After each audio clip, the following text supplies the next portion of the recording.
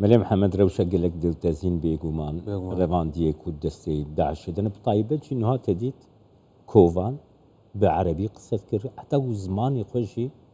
بمخابني كما شكل من عليو بردويانا بل بداخل ميواني ما هي ام دي اگادارين بر فرحتر ور بگرن حسين قادي ريفبرين ويسينغا رزگار کرنا از دين ريفاندي جدو هوكيل قلميا سلافو تككي حسين كك حسين تخاصم بزانه بمنها افي ريفاندي قاوا قوتين رزگار کرن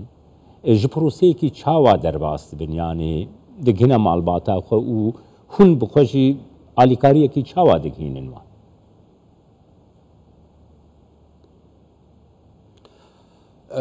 قالك سباس صباحي روجا جهانية آفرتا أبي روجا الحمو آفرت جهاني بيروست كينو بتايبتش يد كردستانه ديسان داخوازا آزادية بو آفرتا ازديد كين كو أبي حطانه دست طاري باريس آدامين ديسا سلامتية بو أبي ديش تخازينو هيفي دارم شكومالجه نف دولتي بتايبتشك أو سازية بناوي آفرت تاخبن هاري كاريا ما بيتكرن بو هنده داخل في بابتي خوب كنا خدان كجارة كدي أن أبا 10 سال تمام بون كو حطانه أو كتشو جنت كود بيسروشين يانشك إتهاتنا قرتن الهرجة كي هبن هاري كاريا ما بيتكرن وكوني بسينجها رزقار كنا روانديا دام قارين أوان كساشك ورزقار كن سباس بو خديكو اكش كارت هر السريكي اتكو نبيسينجها رزقار كنا روانديا بيرادبت رزقار كنا وان كسو كارت ما أبد دست تيروستا ديفشونا بابتي وانا تشوكو لغريان تشوكو رزقار كرن سپاس بو خودكو كچاكب 24 سالي أبا بري چند روجكا ولاتي سوريا بتايبتيش الكامبا هولي هاتا آزاد كرن أبا چند روجكا روشاوي كردستاني وديسا برو شنغاري و إنا إيرو پیشوازيكا گرم هاتا پیشوازی کردن و هاتا نفکس و کارت خدا هاتا رزگار کردن بگمان اما کن بیسنگه امید بردوامی دیفچونا بابت وان هر جیه کی کو بری نهاد بنت کنترلات تیروس داعش دابت یا شک ند بن کنترل وان دابت ما کن بیسنگه دوسه که تایبت و برا وکری بو هنده داکوب هوری ام قارن سربابت وان بسكنينو معلومات تايبتي وإد برفرة السروان بابتا كوب كين كوان بزاني حطانه أو الكدرنا هطا حدك باشكو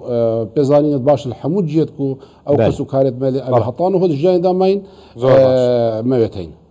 زور باش كاكسيان أو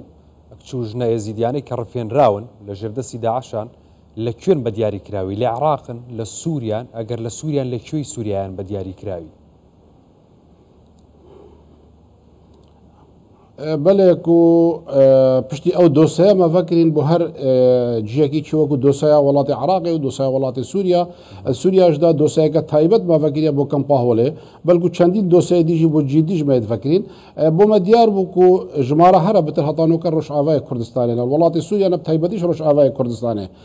ديسان او دوسايا بو كامبا هولي هاتيا فاكرين كو بو مديار بو كو جمارة كزور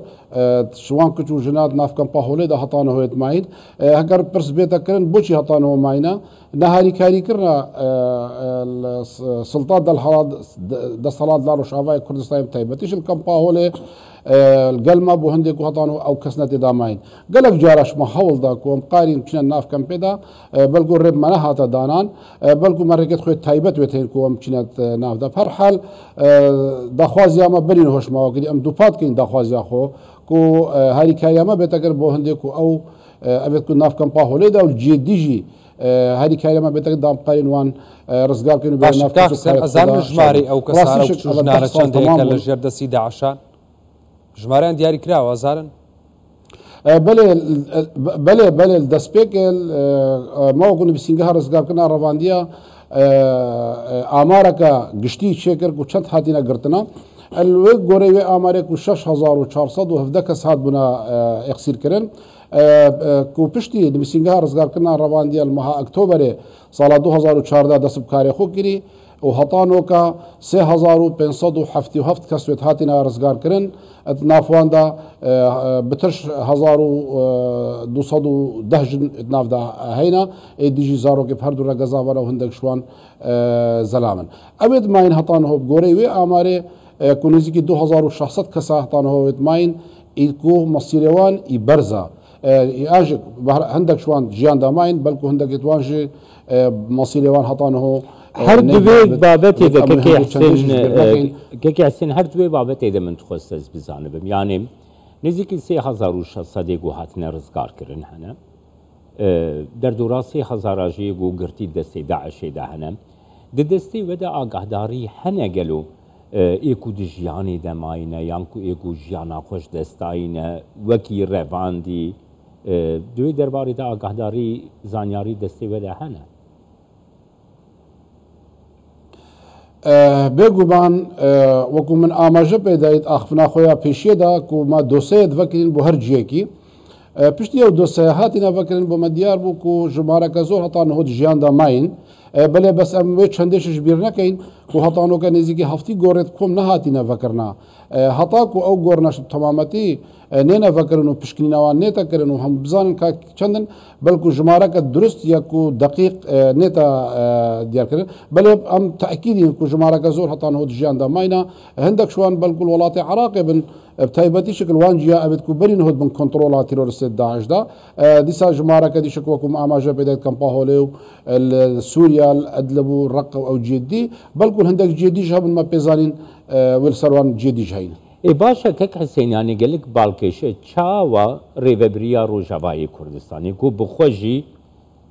کوردن ڕێگریە دەکەن کۆ هون وەکی نویسینگاها ڕزگارکردنا ئێزدیان بکاربن لێکۆڵینەکێ لوەر بکەن ji بۆ چ ڕێگریە لوەتکردنەوە ئەبەژی طبعا پرسامەیە و جێ حیبەتیامەیەژی و جێ ڕاستیش دڵتەنگیامەیەژی و جیەک هەبێت و دەسەڵاتەکە بە دەسەڵاتەکە کوردی بێت هەتانهۆ بن کۆنتڕۆلا ئەو دەبەرنێت بن کۆنتڕۆلاواندا بن یان بن سڵتاواندا بن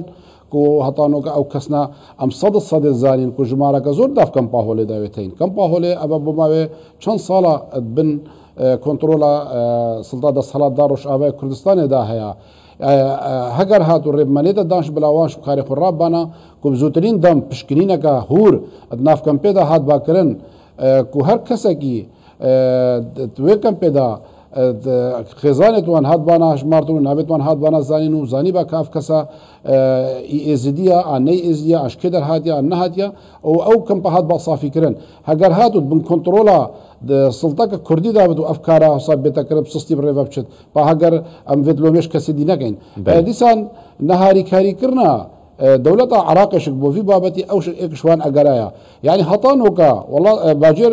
شنغاري سرب باريزغها مسلفه باريزغها مسل سرب عراقي اداريا وكوجد بيشن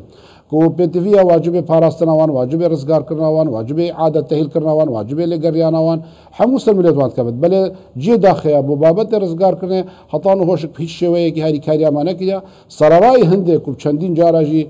مەداخوازی کرد پێتیڤ بوو سەر ئاستێت بلند ئاستێت دیبلۆماسی یان ئاستێت وەفدێت تایبەت یان شک ئەف ڕێکخراوێت ناوێ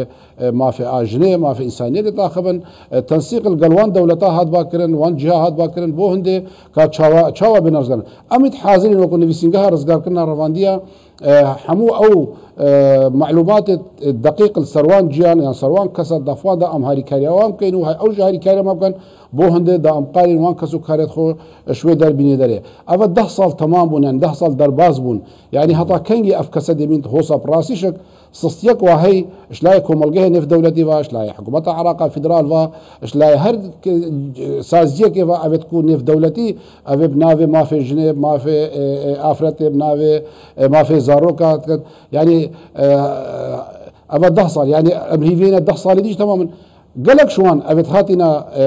گرتن زارۆکم تەمەنێت کچکۆک بوون وەکو نهۆ ئەڤیا ئەف خوشکە ئاماژە هاتیە پێدانی هاتیە ڕزگارکردن زمانی خۆی دەیکەوێش بیرکردین ناوێت خۆیش بیرکردین نزانن ناوێتوان چینە نزان چی دەڤەرانە ئۆلاوان و هاتیە گوهارتن زمانێوان و هاتیە گوهارتن ئەو فکرە تیرۆریستی یا تاریە ڕەشوات سەرێواندا چاندی ئەوە تەسیرەکە مەزۆروا لێکری هەر وەختێک چەند هەیڤێک یان ساڵێک بسەرە بچێت باندۆرەکە مەزن سەر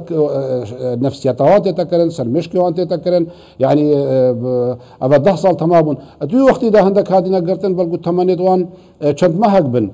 نۆکە تەمەنێتوان 10 ساڵن ناوی خۆ زانێت ناوێ دەیک و بابێت خۆ زانێت ئەە بۆ مەشک ئاستەنگەکە گەلەکە مەزنە و هەتا ئەم بزانی و ئەف زارۆکە یان ئەف کچژنە ئێزیدیان ئەە